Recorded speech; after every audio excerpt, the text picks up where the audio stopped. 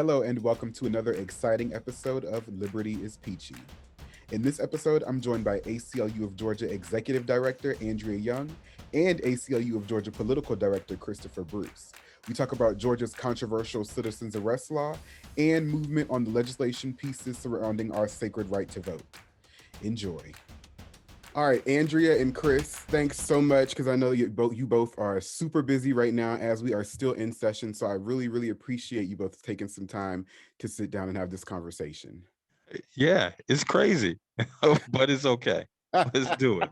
All right. Always happy to see you again, Kenyatta, and be on the phone with the amazing Andrea Young. Absolutely. Yes. So there's a lot of moving parts, and I want to start with two big pieces that we're going to talk about in this episode. And I'll start with the citizens arrest law because there was some big movement that some really exciting stuff has happened with that.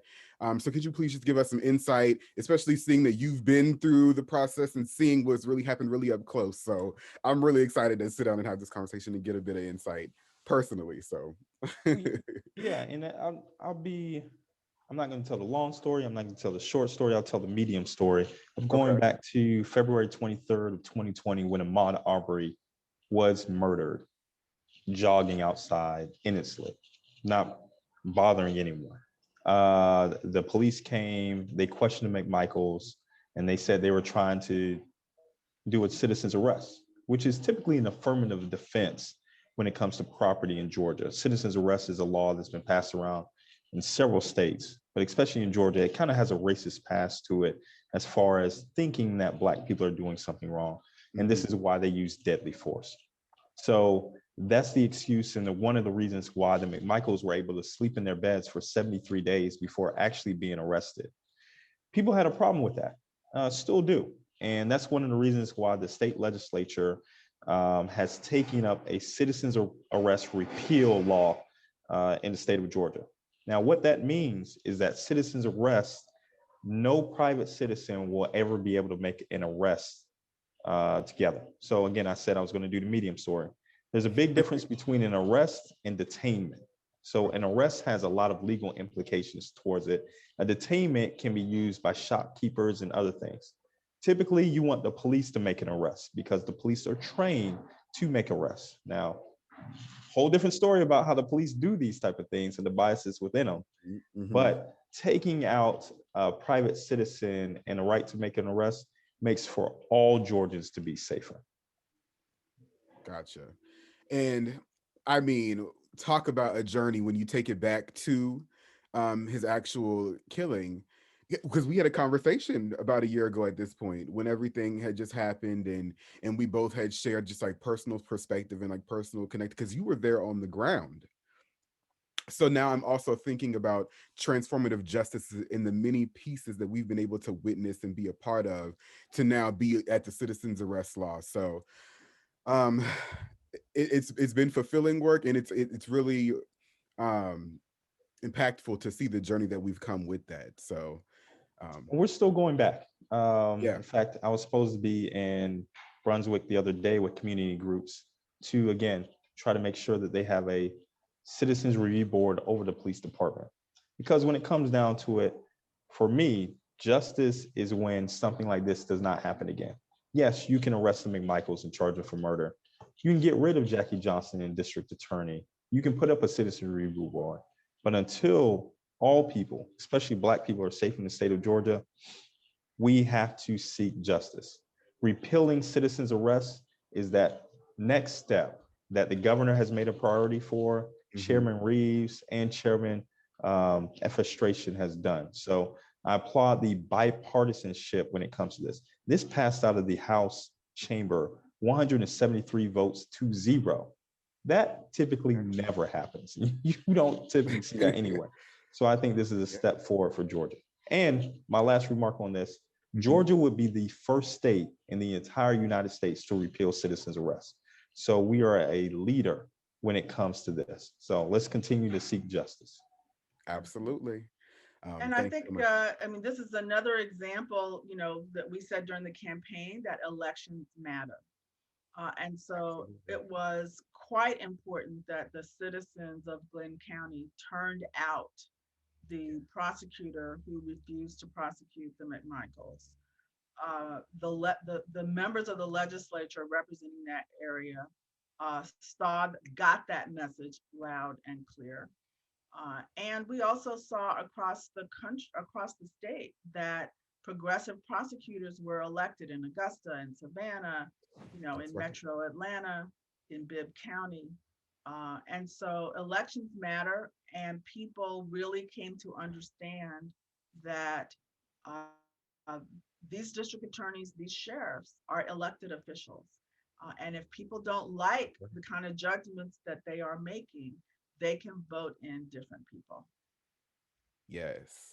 And to me, like I said, a beautiful example of transformative justice. And I just want to note that, as we're still continuing to have to do our work from home and our virtual conversations, of course, we're having some Zoom shenanigans. So that's why you won't be able to see Andrea in the videos, but I'm still happy, very happy to have you here with us, Andrea. Just wanted to note that for our Great. audience.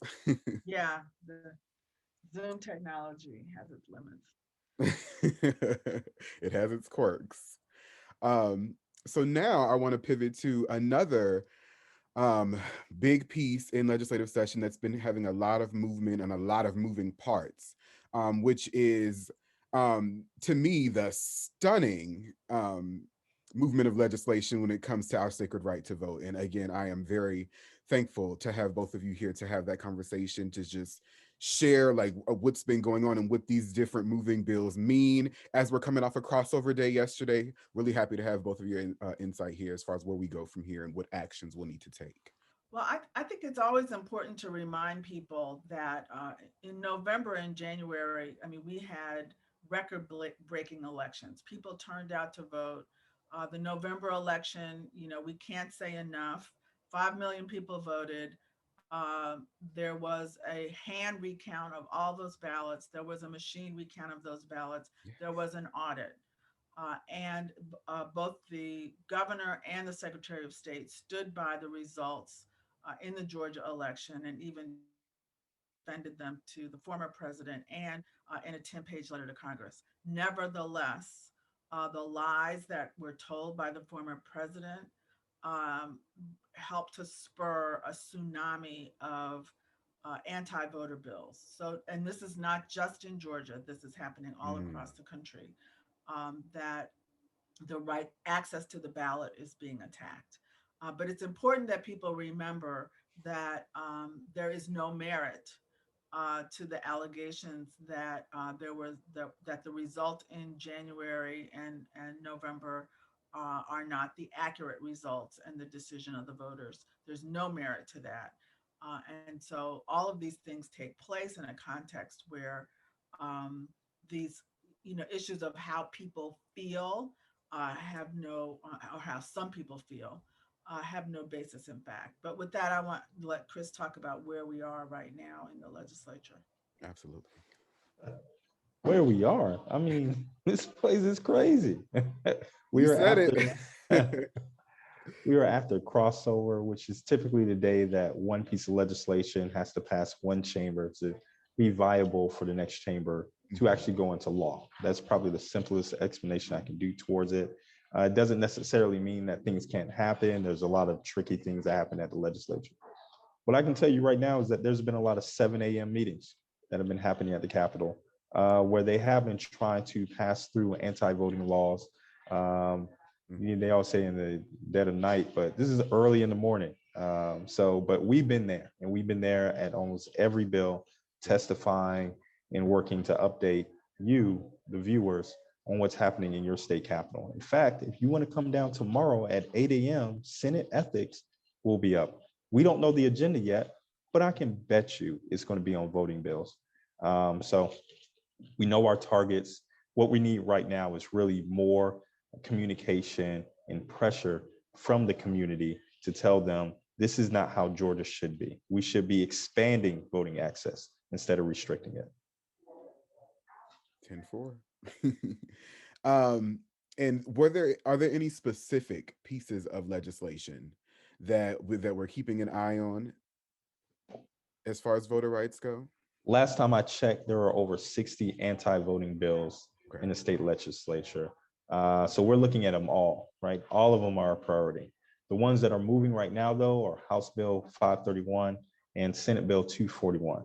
There are a few other Senate bills that have crossed over that we have to be vigilant about, but those two, 241, Senate Bill 241 and House Bill 531 are definitely the ones that we are making our stand on, dealing with the most type of lobbying pressure that we can actually make down at the Capitol. Absolutely. And I'm just sitting here personally thinking about, like you said, having gone through November and January as someone who used the resource of absentee that was available to me during a public health crisis, during the pandemic. I felt very proud and relieved to have a system that we could count on that was still safe and effective and not fraudulent. So to now be in this place where we're having to monitor and be vigilant, like you said, about 60 pieces of legislation, again, is stunning. But we will, like you said, continue to be um vigilant and thankful to have you at those 7 a.m. meetings. Yeah, and I mean, you're not alone, Kenyatta. In November, 1.3 million voters used vote by Right, mail, and in January, over a million voters used vote by mail. We've had no excuse absentee voting in Georgia for 15 years. It was put in place by Republicans, Republican Secretary of State, Republican governor, Republican controlled legislatures.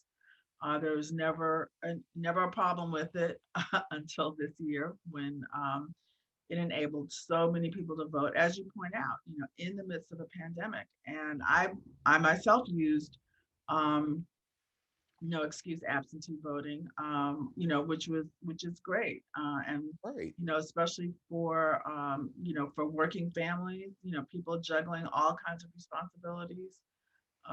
It allows them, to vote at their convenience, rather than, wait in line, making, trips back and forth to the polls exactly. and so forth, and is really more cost effective, I would think, for counties. But we've heard a lot of contradictory. There's a lot of contradictory things being said at the legislature, but 531, which passed the House and is now being reviewed, will be reviewed in the Senate committee, limits and restricts every single way that people vote. By mail, it limits voting by mail, it limits in-person voting, and it limits early voting. Um, 241, the Senate bill would take away no excuse absentee voting altogether. And basically, we call it the permission slip bill. You need a permission slip from the government to cast a vote by mail, and it would allow people over 65, which is a much wider electorate than Mhm. the Georgia electorate overall. So it definitely skews racially. Uh, Reducing voting on weekends skews Right. against Black and Brown voters. And so there are a lot of implications, a lot of Jim Crow echoes in this legislation. Wow. It's truly a fascinating place to be, especially hearing that a lot of the resources that are now being possibly revoked were Republican and GOP, introduced. Um, in this place though, I also won't negate, and we did as an organization, we celebrated the history that we still were able to commit to and come through and do in these past elections. And I think that it was that kind of vigilance and that kind of community rallying and engagement that will have to be continued um, through session and as these bills continue to cross over and move. So thanks again, both of you, for this is exactly what I wanted, was these little tidbits and pieces that some everyday folks don't get to know. Um, so yeah, it was a real pleasure having you on, and we'll continue to be on the lookout and continue to tell our supporters how they can be engaged and take action. So thanks again. Thank you, Kenyatta. Continue to follow Liberty as Peachy, and hope to see y'all soon. Thanks, Chris. Come down to the Senate, 8 a.m. That's right. I'll plug them again. Or And join thank our you. legal observers outside on Liberty Plaza. Glad you put that out. Georgia, ACLU of Georgia is re-implementing the Legal Observer Program. There are protests that are happening every day, and Mm. we will be there standing side by side, making sure that they're protected and can properly exercising their First Amendment rights. In our awesome blue vest. Is that right? Yeah, we got new vests too. They're clean. Oh, You'll like them. So okay. yeah, sign up on at acluga.org if you want to be a part of the next Legal Observer training. It's coming up soon. Okay. Good to know. And I'll plug everything as we get everyone headed out on this episode. So thanks again for that information. Andrea, thanks for joining us. Thank you. All right, friends, that takes care of another episode. Thank you so much for listening. To keep up with all of the work we do here at the ACLU of Georgia, visit acluga.org and be sure to follow us across social media platforms at ACLU of GA. As we continue into legislative session, we have a few great resources to help you stay up to date and ready to take action in defense of our civil liberties and civil rights. Visit acluga.org/legal observer for all legal observer trainings when we have protests and things going on at the Capitol.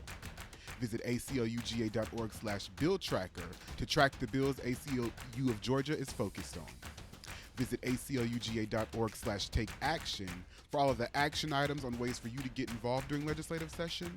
And then visit acluga.org/pledge to pledge to take action and to stay up to date for all action notices. And last, but certainly not least, be sure to like, rate, follow, and subscribe wherever you listen to the podcast. Just give ACLU of Georgia a search. I'm your host, Kenyatta, reminding you to listen like your rights depend on it. Until next time.